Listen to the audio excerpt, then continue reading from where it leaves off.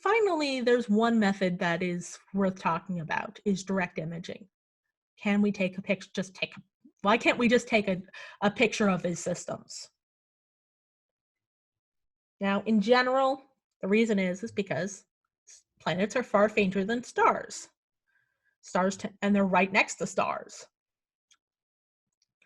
Now, there are a few we can directly image. One way we can directly image systems is we pick the planets that are going to be relatively bright.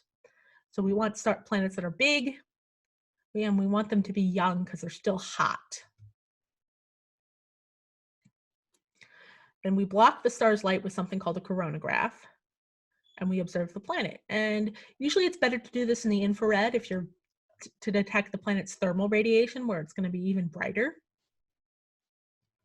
So most of the planets we've seen are super Jupiters. They're bigger than Jupiter. They're more massive than Jupiter.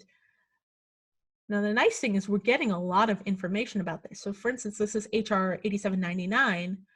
And if you watch the data, you can see not only can we conform poor planets, but they're moving with their star around the galaxy and they're orbiting.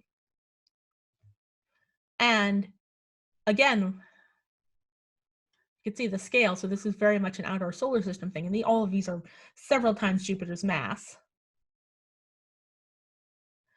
But we can do things like take spectra.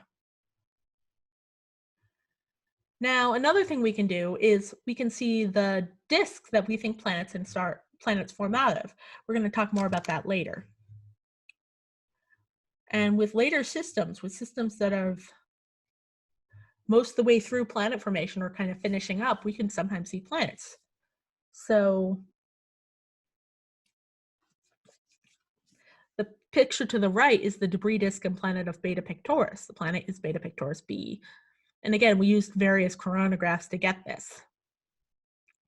The disk is done in visible light, color tinted for contrast.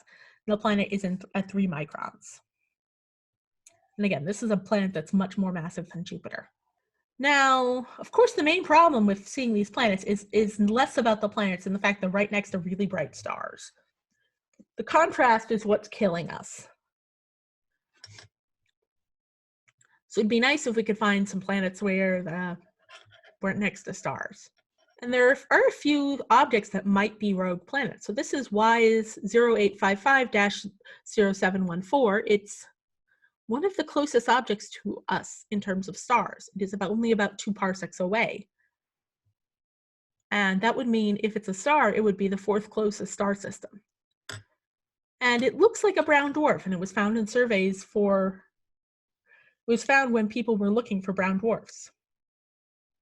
Remember, those are objects in between planets and stars. But based on the calculations of how bright it is and what's in its spectra, I think it might be only about 3 to 10 Jupiter masses, which seems to put it squarely in planet.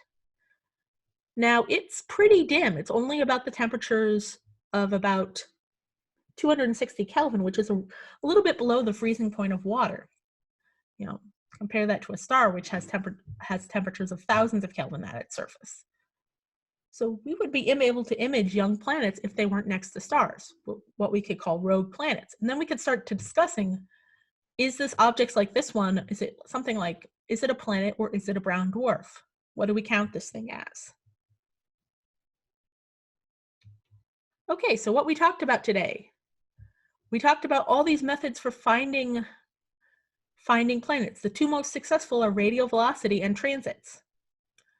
Now, both of these methods have their biases, and in addition to the alignment bias, which is we only see certain systems that are relatively edge-on, especially for transits, we tend to detect large planets, which is going to be true for everything. Large planets are easier to see than small planets.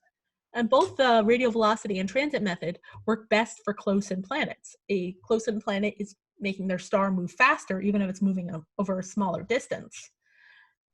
And the transit method, a close-in planet is more likely to be aligned. Now, photometric searches for transits and microlensing tend to be the easiest to do in equipment. The gravitational methods and direct imaging both require a lot of specialized gear, and direct imaging is just generally hard. So next time, We're going to go through the results and also start to talk about statistics. What have we learned about these systems now that we have so many?